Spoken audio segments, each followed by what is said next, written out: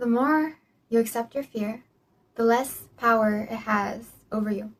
Especially when you're manifesting, this is a game changer. It's going to quiet down all of those doubts that you have. And really, accepting your fear is super counterintuitive. Because manifestation tells you you need to always think positive. Suppress your doubts. Ignore the negative emotions that arise. That's probably what you've been told. But it's not actually true 100%. Because in order to truly healthily let go of fear, quiet it down so it doesn't control you, you must sink deep into it. Surrender to it, let it consume you.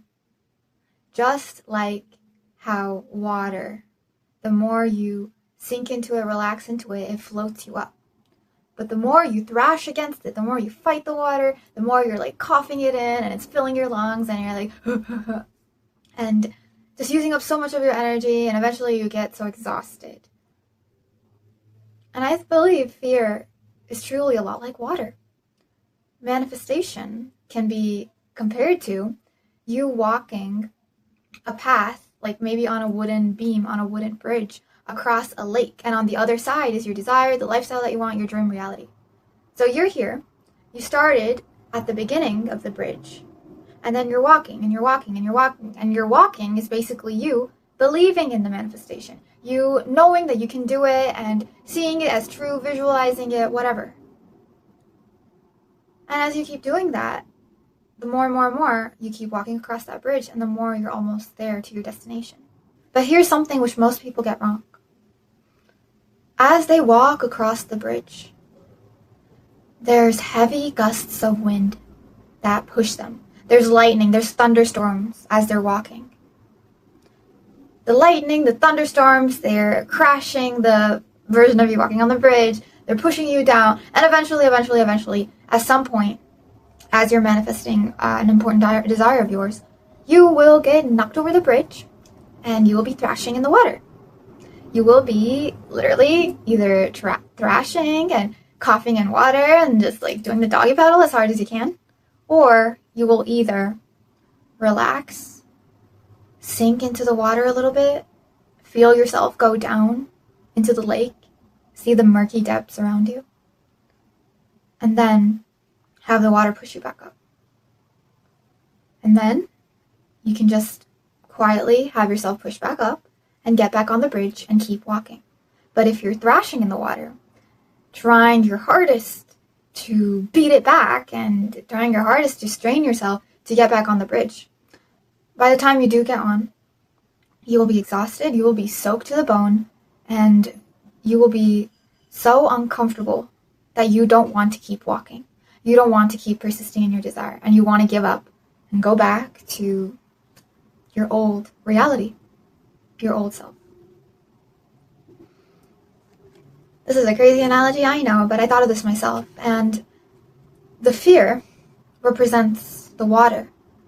The wind and the storms and the lightning and the thunder represents life, just the unpredictability of life. One day, you'll feel as if you're on top of the world, your manifestation's going to come to you, everything's going to be okay. The next, it feels like your outer reality is going wrong and pushing you back down. And then you fall into the water, fear, doubt, confusion overwhelms you because something in your external reality happened. Or mentally, you just rose those emotions within you of doubt and fear. You fall into the water of fear, you're consumed by it, you're trying to suppress it, let go of it, you're trying to ignore it, and just do your best to resist the fear. And the more you resist the fear, the more power it has over you. It's like fighting the sea. And the more you resist and resist and resist, the more you will feel exhausted and drained, to the point where manifestation becomes hard, it becomes a chore, it becomes tiring. There's an easier way to deal with this. There's an easier way to deal with the storms when they inevitably arise, to deal with the fear when it will inevitably come and consume you. And it is to surrender and sink into it. Sink, let it consume you, surround you. Let it pull you down. And when you do that, the water will make you float. The fear will bring you back up. And I know it sounds a little vague right now, But don't worry, I'm going to get really clear with this and give you like actual grounded practical things that you can do. So when the fears, the doubts, they come up, you have a toolkit to effectively let them go. So I'm not going to be vague with this, okay? This isn't going to be like some mystical manifestation talk. What is she talking about? No, I will be clear with this because this is something that truly helped me so much on my manifestation journey. And I wish my past self had this. So keep watching and I will tell you all that I know about this. Anyways, the main thing I want you to understand about your fears related to manifestation. Fears like, when will this happen? Or will it not happen?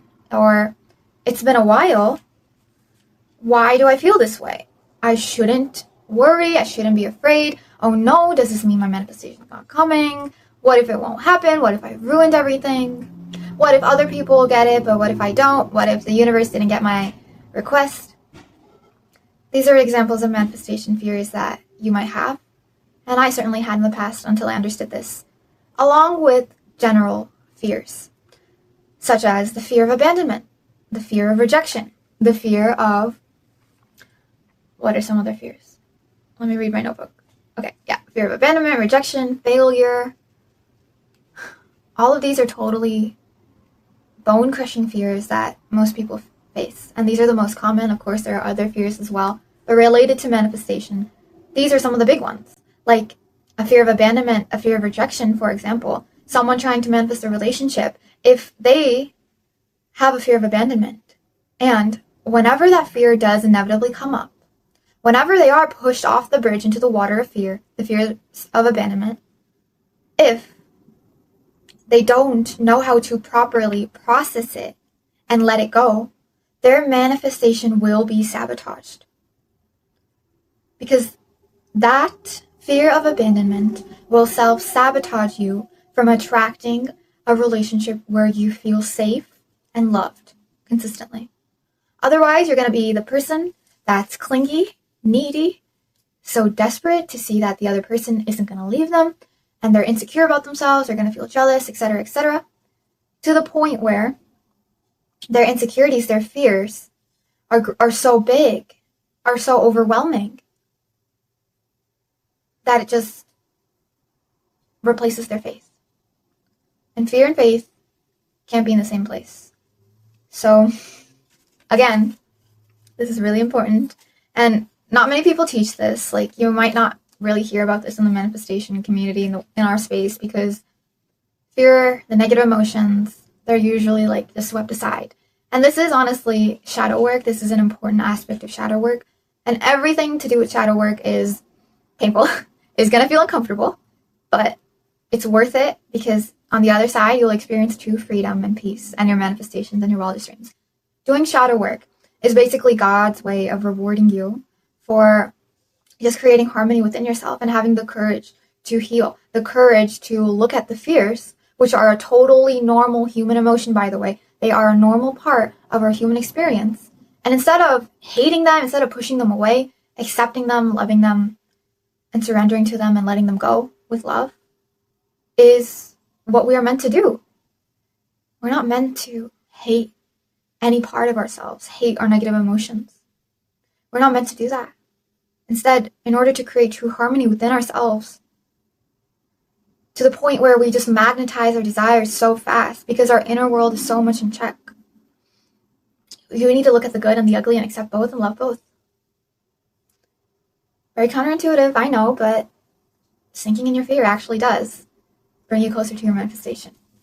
Now, the next thing that I want to talk about is a personal example from my own life.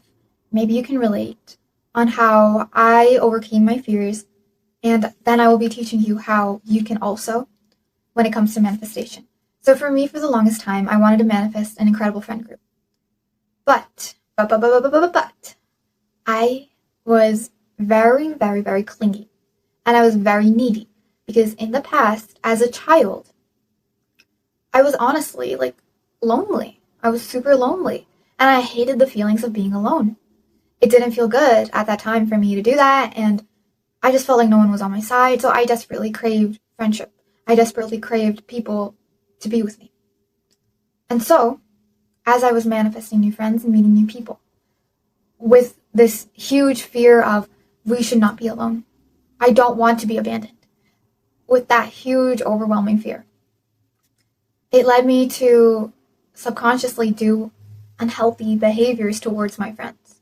It led me to be hot one day and warm towards them, and then cold to them the next day because I was pissed at something they did and it kind of triggered me and it made me feel uncomfortable. And then it would be just hot and cold, me being hot and cold with them. And this was like very toxic of me, I know, but because of our fears, it leads us to form these toxic behaviors to other people. And because of our fears, they self-sabotage our manifestations, because at that time, I refused to look at those fears. I just, whenever it would come up, whenever a deep voice inside of me would be like, I'm scared. What if they leave us? What if we end up alone? I would push that down. And then instead, I would try to like slap a Band-Aid on it instead of actually treating the root cause. And I would end up doing like a defense mechanism, a terrible behavior such as people pleasing, such as being overly needy, being overly clingy, constantly texting them, feeling upset if they didn't reply, wondering why they took so long to reply, and being jealous. That was a huge one of like other friends that I was manifesting. Like they would have, oh my God, it was like a mess of emotions. So because of that, because of my chronic fear, I would end up breaking down at some points. Like I would end up just having a huge meltdown and just feeling so much pain within myself and thinking, what is my problem? Why am I so like this? What is wrong with me? Why can't I just relax? Why can't I just feel safe? Why do I feel so scared that they'll leave me, to the point where even when I'm with them, when I'm talking to my friends and having a good time and enjoying their company, it wouldn't be enjoyable to me because right after or right when we were talking, a lingering fear would creep up. What if they leave me? What if they don't like me anymore? What if they'll abandon me? Which would instantly sour the mood, make me feel horrible, and then I would leave that interaction feeling like crap. And so, eventually, I learned about Stoicism, and I learned about the importance of actually sinking into your fear, getting comfortable with it, in order to be detached and find peace in life. And this is a really important principle that will change your life for sure. And what I exactly did was I just found a quiet place to sit down, finally sick of all the weird things and the meltdowns I was doing. And I did what I was most afraid of. I did what I was desperately avoiding and I was desperately resisting. I sank into the water. I relaxed. I let myself go. I let it consume me. I let my head go under. Which is a really poetic and cool way of saying I basically let the fear of abandonment flow through my body. I sat down, I visualized, and I thought about what it would be like to have people leave me, to have a certain friend of mine leave me. And then I just felt it. I just breathed with myself, processed it, and then it went away. As I did it multiple times, it started to calm down. It started to quiet down more and more and more. And then I felt peace again. I felt good again. And I really clearly remember this one moment where I was in my car. Well, it wasn't my car. It was my friend's car. I was in a car with my friend and we were like driving around places. We were having a good time and we were talking. I was in that car with her and we were just enjoying each other's company. And then suddenly, I felt the urge to people please. I felt the urge to tell her and try to butter her up or people please and do something inauthentic or be really needy and clingy. And that urge started to rise up in my body. But at this point, I practiced just getting comfortable with my fear and sinking into it. So what I did was that I let that fear come up. I let that negative visualization of this friend that I was currently sitting in the car with, I let the negative visualization, the negative fear of, okay, maybe one day she won't like us and then she'll leave us, come up. And then I looked at it, I just observed it, and then I thought, if she does leave us, that's okay. We're still worthy, we're still good enough. And it is okay if that happens. We will be okay. And this is a really important part of Stoicism. Just being okay being comfortable with whatever happens, even if it's negative, even if it's positive, being able to be okay and find inner peace and balance within you, no matter what happens in the external world, is so, so, so powerful. Because your inner world is simply a reflection of the outer world. You are the mirror. The outer world is a mirror to you internally. And in manifestation, a lot of people make the mistake of getting so caught up in their outer world, what it shows them, what it doesn't show them, that they rely on the outer world to tell them who they are, to tell them what is true, what is possible for them. Oh, look at that. I got a bill in the mail again. That means I'm broke and I'm poor.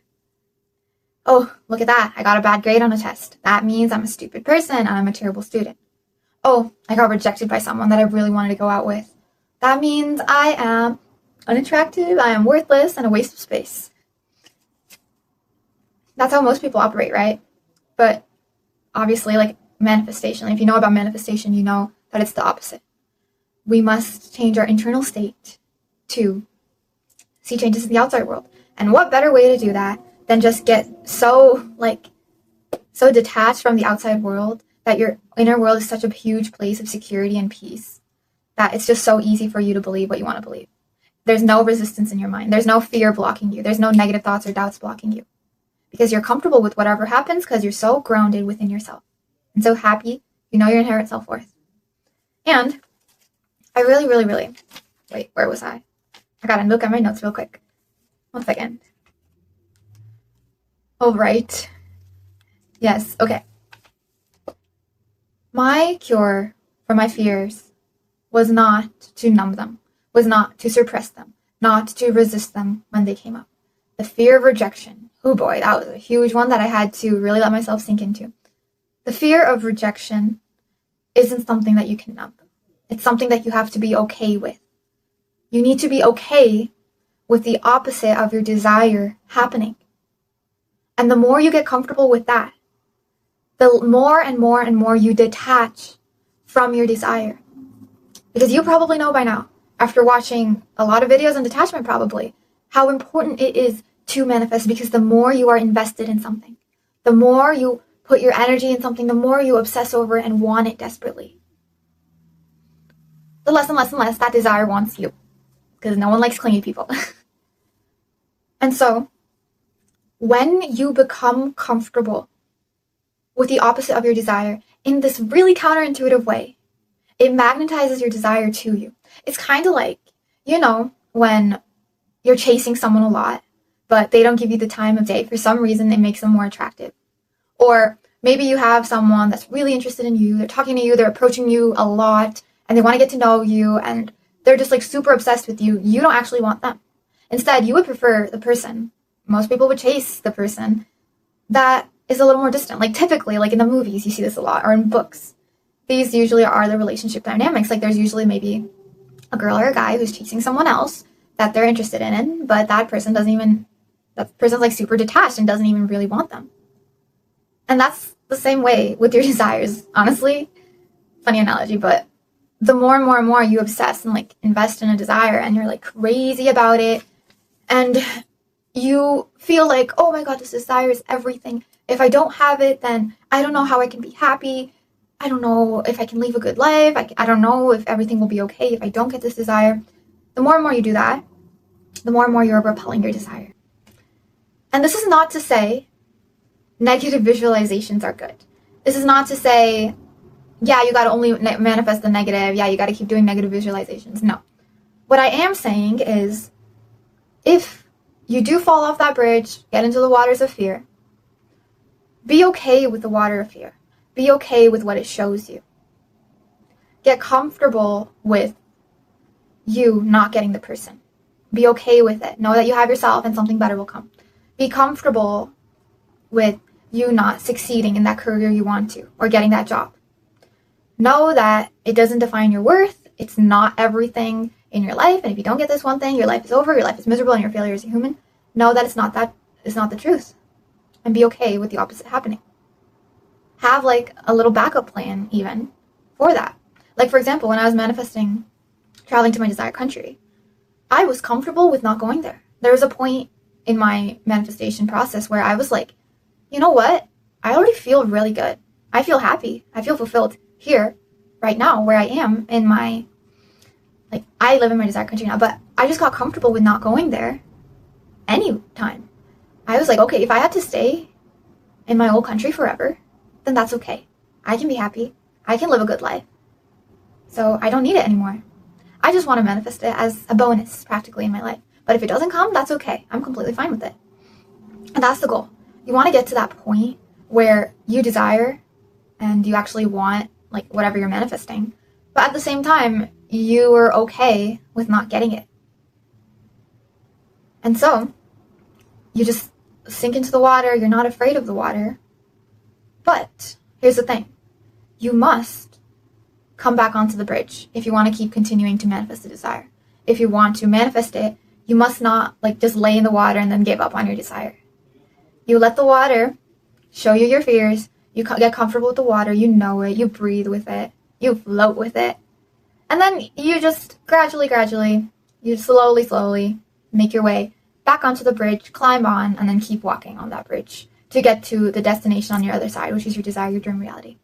Really, if you take one thing from this video, the one thing that I want you to take is to master self-sourcing your own fulfillment. Not relying on your desire to give you any feeling that you want. Instead, giving all that feeling to yourself and just vibing with life, trusting in God that things will be okay. And self-sourcing your fulfillment is something that does take time. It's a process. But if you want to learn more about this, and there's a lot of steps to this, but it's really simple. Don't worry, it's really easy. If you want to learn more, you can join my program, the Mindset and Habits Masterclass or the Co-Creators Path. It will teach you everything you need to know about self-sourcing your own fulfillment by mastering your mind, your habits, and your relationship with God. So you're no longer dependent on your desire to give you anything. And by just embodying the state of consciousness, of leveling up to reach that place of self-source fulfillment, is going to magnetize your desires to you. Because you are no longer needy. You are already the version of you who has it. And it's inevitable now. Anyways, I want to get into a little bit about how can you actually be okay with this fear of yours? How can you be okay with your terrible feelings of loneliness, your terrible feelings of hopelessness, your terrible feelings of what if it doesn't work out? How do you be okay with it? Here's how. Number one, to be okay with your fear, you gotta let it consume you. You need to find a safe place to sit down and just breathe with the fear. Let it come up and be okay with it. And don't overwhelm yourself with like the worst possible outcome, the worst possible situations.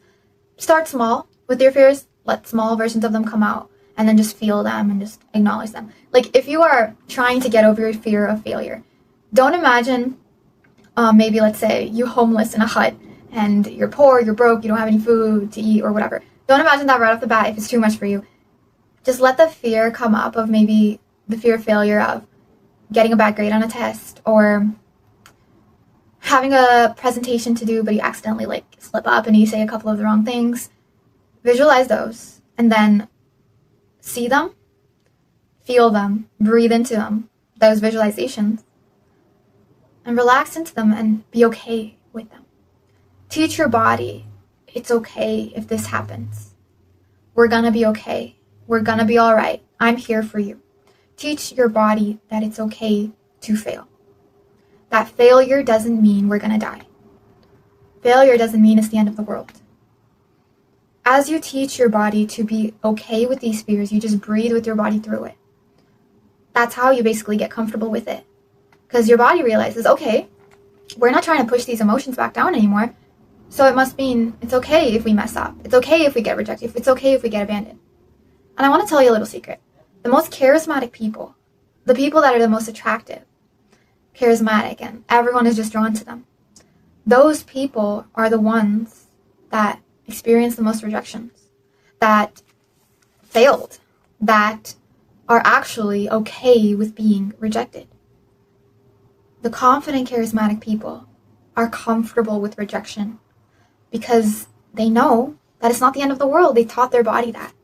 But the people that are insecure, the people that are desperate, the people that are clingy and not very charismatic and people aren't attracted to them, those kinds of people, they're the ones that desperately are just so afraid of their fear, running away from it, trying to numb it, trying to ignore it, to the point where that fear just leaks out of their body. Because the more you suppress an emotion, the more it stores in your body. The more you resist it, the more it keeps storing in your body. And eventually, all of that energy in your body, those stored emotions, will come out, will be visible to other people, and they'll notice it and they'll pick up on it.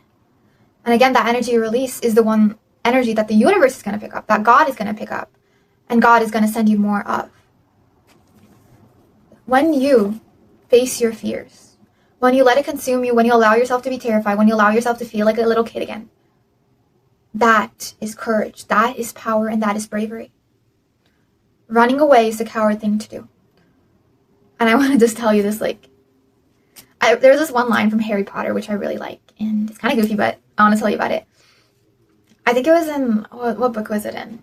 I think it was in the 6th Harry Potter book, but the line, it went something like, some people, they think that getting pushed into an arena forcefully to fight to the death and walking in the arena with your head held high makes no difference at all, and there's no difference to it. But truthfully, it makes all the difference in the world. I paraphrased it, so I don't know what it exactly was. But the line was talking about how walking into an arena, facing your fears, facing your enemies, facing your shadows, facing a monster, with your head held high, willingly, holding your sword in your hand, confidently striding forward with your footsteps, is so different and so transformational compared to you being forced into the arena, pushed into it, quivering and trying to get out, and you feeling miserable and feeling scared and trying to hide. And this is basically the difference between what it means to face fears willingly, with courage, looking them in the eye, seeing your worst possible outcome of the desire not happening, of you never being able to get the relationship that you want, of you not being able to get the career that you want, or the family that you want to manifest.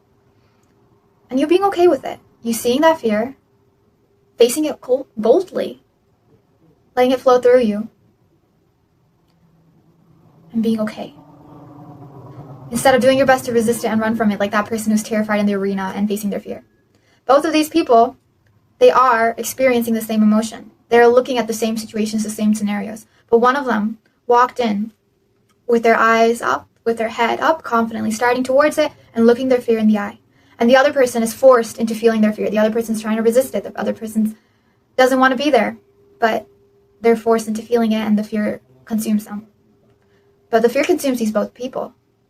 But both of these different people, they will transmute the energy of fear into drastically different things. The brave one will transmute their fear into power. The cowardly one will transmute their fear into more pain and more suffering in the end. So that was the first way to be okay with fear. The second way to train yourself to be okay with fear is to really change the perspective that you have on your desire and see your desire as something that's not a big deal. See your desire as something that's tiny. Because I'm not sure if you've noticed this, but I certainly have. It's so much easier to manifest smaller things than it is to do big things. But here's the actual truth. They're both equally easy to manifest, the big and the small.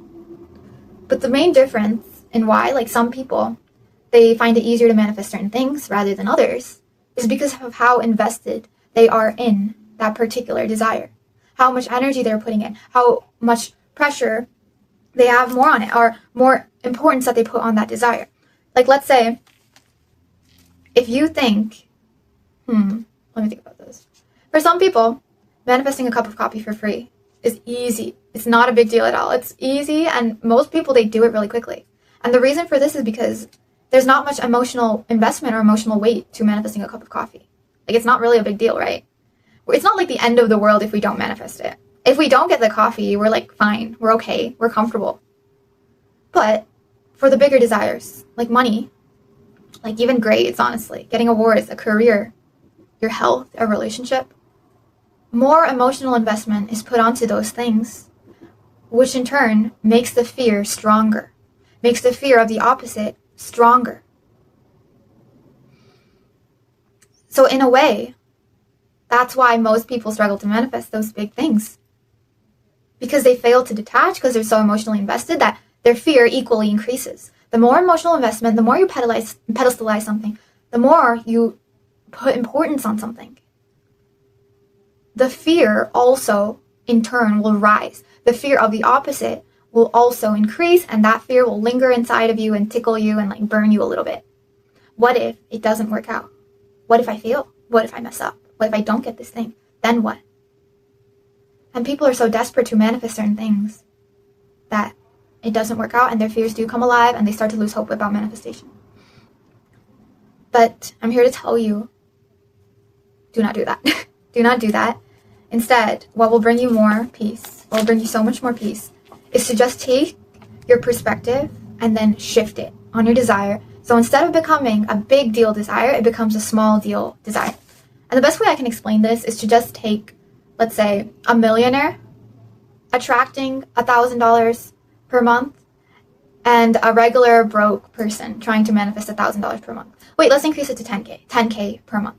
For a millionaire, 10K a month is pocket change. Pennies. Nothing. For them, in their eyes, they are already so abundant to the point where manifesting 10K is like nothing. It's like manifesting a cup of coffee. But if you look at the person who's broke, who hasn't gone over $1,000 a month in income, 10K a month is going to be a big deal desire for them.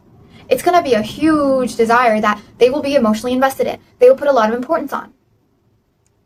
They will be more desperate for it because, wow, it's such a shiny, cool desire. Whoa, I've never had this before. It's such a big deal. If I had this, then everything will be okay. Everything will blah, blah, blah. And they put so much emotional investment on it that the fears increase in turn, and they honestly are, again, sabotaged by that fear. But the millionaire, they will easily manifest 10K a month. Like, if they want an extra 10K a month, they will easily manifest it because that is exactly like manifesting a cup of coffee for them. It's not a big deal. And they see it as something that's small, not that important, so they detached from it. And the key to manifestation is to have that perspective right now. Have the perspective of someone who sees your desire as not a big deal. And then you see it through their lens. And so this is so important to change your frame of reference. Like, let me take another example. For me, manifesting traveling to my desired country was a very big deal at the beginning. Was a very big deal to me because I was surrounded by people that actually loved the country I wanted to go to, and they admired it, they wanted to go there, but they couldn't. So they saw it as something that was a big deal. Like, if someone lived in that country or traveled there, it was a big deal. But I knew, and I thought to myself, wait, for the people that are actually living in that country, would living there be like a big deal? No, right? It would be normal. It would be a small deal for them. They wouldn't be emotionally invested in it. It would be normal. They'd be like, yeah, I live here. It's nice. It's cool. That would be it. It's just the place where I live. And so that's what I embodied. I embodied not seeing my traveling to my desired country as a big deal. Instead, I saw it as something small. Like, yeah, it's just a country. Yeah, it's normal. Yeah, I already live there. It's normal. I feel okay. I didn't embody the feelings of, oh my God, it's such a big deal. Oh my God, it's crazy. I need to attract. I need to manifest. No, I was like, it's just a country. It's fine. Whatever. Just like how I like thought to myself, like, okay, I want to get like an incredible academic grade, but for the people that got the best grades in the whole school, would they see 100% as a big deal? No, right? They would see 100% as something normal. They'd be like, okay, yeah, it's just 100%. That's not a big deal. That's my normal. Or a 95, that's my normal. That's okay. And so the more you see your desire as something that's as easy as manifesting a cup of coffee, and the more you basically just treat your desire like a casual cup of coffee and not put so much investment and importance onto it, detach from it, detach your self-worth from it, know you're inherently worthy. Also, have other things in your life that you look forward to that are actually fun for you. Then, you will successfully have reduced your fear to basically nothing because your emotional investment has gone down to basically nothing. Anyways, one more quick example that I want to give you before I leave is to understand that if you are manifesting, let's say, a cup of coffee, but that coffee is like your entire world. You're like, if I don't have that coffee, then it's over. And then you go home, you're trying to manifest this coffee, and that's all you do like for the entire day, and you're so desperate for it. You're laying in your bed at night, or you're in the shower and you're thinking about the coffee. I need that coffee. It's everything to me. And then the fears start to rise up. Like, if I don't get that coffee, then my life is over. Oh my God, if I don't get that coffee, what will happen? How will I get my energy? If you go home and you're like obsessed with that coffee and putting a lot of emotional investment into it, then most likely you will not manifest that cup of coffee because you're so needy. And your desire is going to get turned off by you because the more you are needy, just like in relationships. Honestly, manifesting a desire is so much like attracting a partner. It's so similar to like charisma and attraction, like how human beings are attracted to each other. In a way, like manifestation is just you trying to woo your desire and you trying to like attract your desire to you, like a relationship. The more you're needy, the more you're desperate for someone, the more you're like, I can't live without you, I need you because you're everything. The more that person will walk away. And just like that, the more the desire will be repelled by you. Anyways, yeah, so see your desire as a cup of coffee. If you're needy over a cup of coffee, maybe see your desire as something similar to eating breakfast every single day. It's casual, it's normal. Anyways, that is all I have for you today. Of course, if you want to learn more, you can check out the Co-Creators Path / the Mindset and Habits Masterclass. First link on my page and first link in the description below.